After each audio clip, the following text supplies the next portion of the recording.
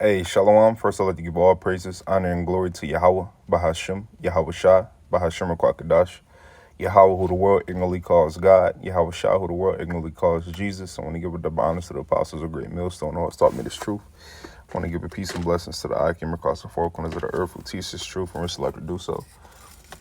It's going to be a quick video. Although one video is edifying, lowly I can get something from this video.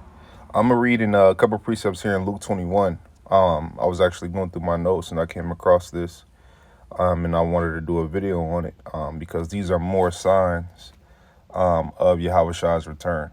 Okay. That we're to look for. And it's a saying, man, things get rough before they get good. Right. But it's always a light at the end of the tunnel, man. Okay. And that light at the end of the tunnel is Israel's salvation, Israel's redemption. Okay, because you got to think, right? A series of things is going to happen, in this world before, Yahweh Shai comes and gets his elect. Okay, martial law. Okay, famines, right? Race wars, riots, right? Uproars among the people. Okay, nuclear missiles, right? All kind of shit is going to happen, man. All kind of perils is going to happen. Okay, before Yahweh Shai comes to get his elect in the 1/3. Okay, Lord willing, I be one of those men. Okay, so things is gonna get dark, man, before it gets light. Right, it's gonna get dark. Okay, and in times, and one of the main prophecies, that we're looking for is that CHIP, because when that's implemented, then it's right around the corner. Okay, because what's going to be the punishment if you don't get it, right? It could be a punishment. It's going to be a punishment of death, right? They're going to try to tell you, hey, listen, man, it's either you receive it or you don't, because ultimately Esau, Edom, he wants you to bow down to him. He wants you to bow down to him, right? This guy has a God complex, right? So he thinks that he should be served and he should be worshipped over the Lord. Okay, that's what he thinks. That's what he thinks, man. That's why it's important to read Wisdom of Solomon, the 2nd chapter, because it gives you the whole mindset and the whole play of these higher elites, man.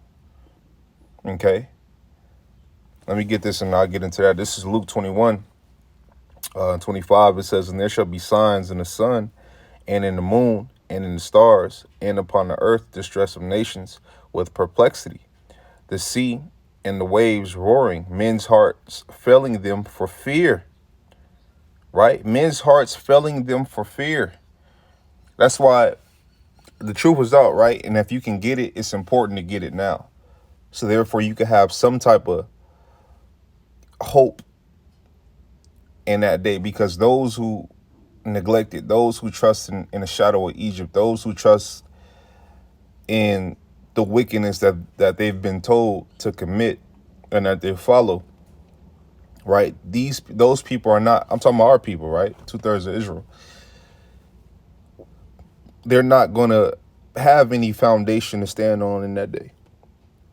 Okay. They're not going to have, it's going to be straight up just punishment on punishment on punishment on judgment, right? And you got to think, man, we dealing with a power that flooded the earth. That's heavy. I was watching a video yesterday, man, of a tsunami, right? And what happens, when it's over time, when a tsunami, hits. And man, like, that's not nowhere near of when the Lord flooded the earth. Because indeed, right, during the tsunami, it wiped out the city, but you still had houses, floating, right? You still had palm trees standing up. You still had some type of foundation after the waters went away. Obviously, the foundation was fucked up, right? But it was still things standing, is my point. During the flood, come on, man. Didn't I believe Noah stayed in the ark for a couple more days? After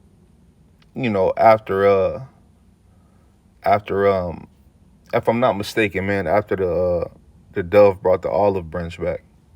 But you got to think about how bad it was, man. You know, think about the screams. Think about, because you got to think babies was in there. Kids was in there. Men, women was in there. Scriptures say, repented the Lord that he made men. But Noah found favor in his eyes, man, and Noah was given what to do to get saved from the flood that was said to come. Okay? And we're hoping to be modern day Noahs. But the Lord promised that he wouldn't flood the earth again. That's why when it rains, you see the bow in the sky. So anytime it rains and you look, that the Lord is living. It's a living. He's a living power, man. But just like he promised that he wouldn't flood the earth, he did also promise that the second death will be by way of fire. And you got men out here telling you what that fire is going to be. And it's going to be thermonuclear missiles, and where the missiles are going to hit. It said the arrows in 2nd Esdras, the 16th chapter. It says the arrows that he shooteth are sharp, and they shall not miss when they begin to be shot to the ends of the earth. 200,000, which is 200 million missiles, to be shot upon America, man. None of them should break their rank. Sharp goes into intelligence, man. So if you escape martial law, you escape the race riots, you escape the famine, right? How can you escape thermonuclear missiles? 200 million of them. Come on, man. Right? So we hope, I hope. That's why it's important to do these works. So therefore, I hope to be saved in that day. I hope, you know what I mean? I hope to be on the right side of Yahweh Shai. And that's what our mindset has to be. Teaching and preaching his word, not to look cool, not for vainglory, not to usurp authority over men, not to play big me, little you. Because even scripture said, the greater thou art, the more humble you should be. But knowing that we're coming on to serious times.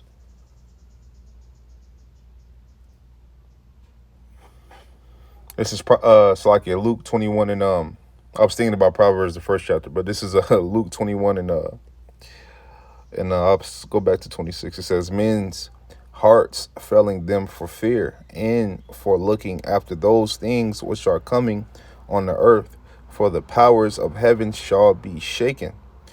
And then shall they see the Son of Man coming in a cloud with power and great glory.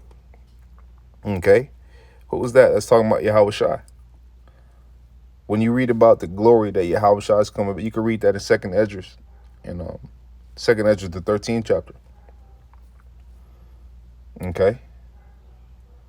Also read about it in Isaiah, the 63 and 1. All right. The man glorious in his apparel. Right. Scriptures talk about a man coming back. Okay. And that's Yahweh Shai to redeem his men. And I hope to be one of those men. Right. And it's, it's a fearful thing, man, because it's like, you don't know. You don't know. But hey, hope that is seen is not hope. Okay. Because if you've seen it, what you need to hope for. If you know it, what you need to hope for. Okay. How can, your faith is, faith is going to be tested, and the Lord gave different measures. Every man has a different measure of faith. Okay. Different measures of it, man. Okay. This is Luke 21. But with the measure that you got, you have to do something with it. Because that's a gift. People don't believe in faith, man. People in the world, they don't believe. They don't believe in hope or faith. People make fun. I saw a video of Shannon Sharp, man, making fun of the word hope. Hope is a girl's name. Right? People don't, because they think that the power is in their hands, and it's not. Because in that day, I bet you hope. I bet you hope. See, when you're on your high horse, man, and everything is going your way, you speak lawfully. But it's when shit not looking so good. It's when, you don't know what's gonna happen next. Is when you hope something good happen next. Okay, let's not forget that. Okay, this is Luke 21 and 27. It says, "And then shall they see the Son of Man coming in a cloud with power and great glory." Okay, and it says, "And when these things begin to come to pass, then look up and lift up your heads, for your redemption draweth nigh." The Lord is going to redeem his men, the elect. Let's grab that. Let's grab that, man. Right here. This is Wisdom of Solomon 3:9. It says, "They that put their trust in him shall understand the truth, and such as be faithful in love shall abide with him. For grace and mercy is to his saints, and he hath care for his elect." That's what it's about. The elect. Okay, this is 10. It says, "But the ungodly shall be punished according to their own imaginations, which have neglected the righteous and forsaken the Lord. For whoso, and they have neglected the righteous and forsaken the Lord." Okay, they neglect the words that's being said. They neglect the truth. They neglect understanding. They neglect the law, statutes, and commandments. They neglect the Lord's name. Like I was just watching a video of Apostle Gabar talking about Nate, and Nate said, it's 2/3 of Israelites, that know that they're Israelites on YouTube. That's not going to make it. And I guess he was alluding to GMS, but Hebrews 10:31, it says it's a fearful thing to fall into the hands of the living power, because the guy is actually talking about himself.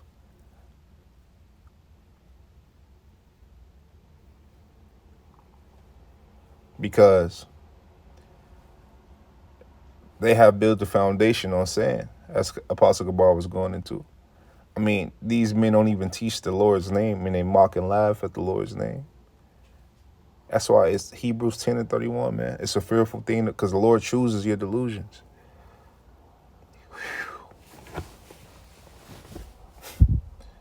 And these men are on camera talking about themselves.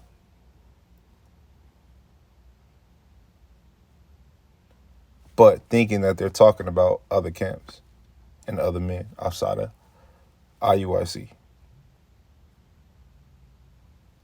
But indeed, they're talking about themselves.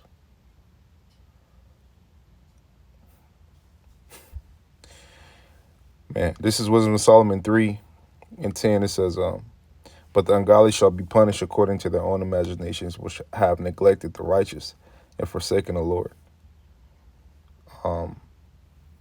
It says, "For whoso despises wisdom and nurture, he is miserable, and their hope is vain. Their labor is unfruitful, and their works unprofitable." And run it back. It says, "For whoso despises wisdom and nurture, he is miserable." Indeed. He's really a fool. He despises wisdom. Okay? And I believe scripture says death is better than the life of a fool. Okay? It says, "And their hope is vain. Their labor is unfruitful." Man. "And their works unprofitable." Okay? It says their wives are foolish and their children wicked. Goodness. So, we just hope to be doing the right thing, man. And that's why it's always good to check yourself and to get checked. Because this thing is not of men, it's of the Lord. So I want to say this too. You never know when you're looking for an answer, right? Sometimes the answer could come from, you know, somebody in the world, right? Sometimes the answers could come from brothers in the truth, right? You know, and if a brother, whether he be under you or above you, say something to you, it's for you to take heed. But if you're proud, you won't take heed, because if a brother under you is saying it, then you would think that, oh, what does brother know? And if the brother over you is saying it, you would think that that brother's just trying to usurp authority over you. But that's why it's important to remain humble and ears open. Keep your mind open and understand, try to understand what's going on, and not apply emotions to it.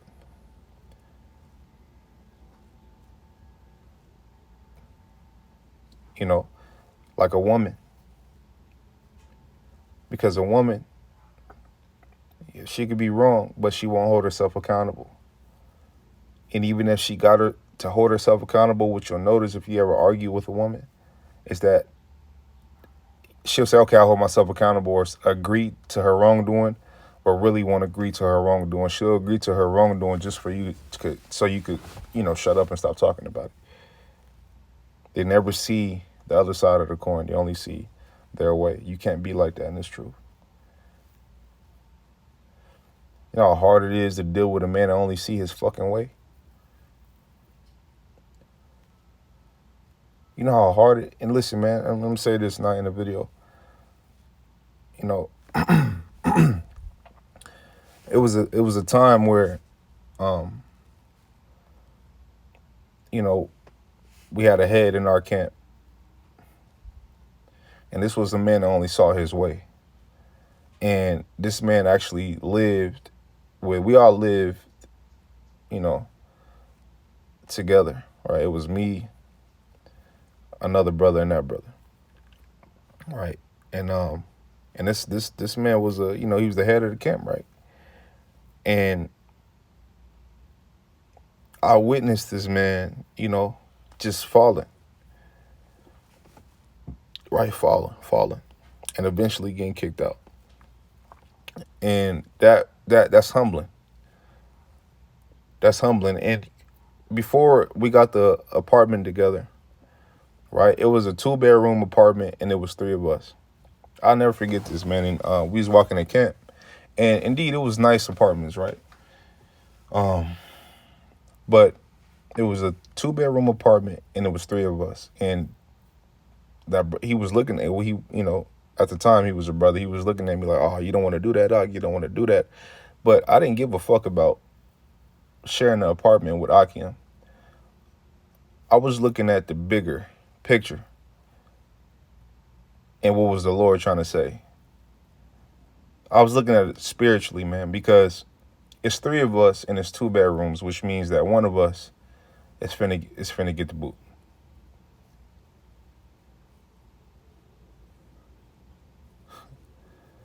I wasn't looking at it from, maybe sharing a room or maybe, the apartment. I wasn't looking at it from none of that. I didn't give a fuck about that, man. And the reason I was scared, because I was thinking, like, what is the Lord trying to say? It's 2 bedrooms and it's 3 of us. One of us got to go. And indeed, he fell out. He got kicked out. And then eventually the other brother got kicked out. So